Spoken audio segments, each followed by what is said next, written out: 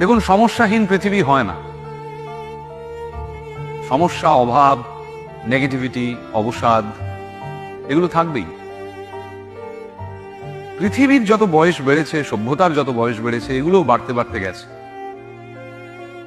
ফলত এগুলো থেকে পালিয়ে লাভ নেই। থাকুক না এগুলো ঘরের বা জীবনের কোণে, চলুক না আমাদের সঙ্গে।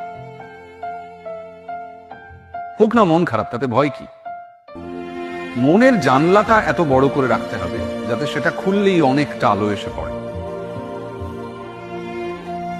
নাটক শেষ হওয়ার আগে স্টেজ ছাড়বেন না। মনে রাখবেন, এটা আপনার স্পেস, এটা আপনার জন্য ধার্য। কমেডি হোক কিংবা ট্র্যাজেডি, এই জীবন নাটকের নায়ক আপনি, নায়িকা আপনি।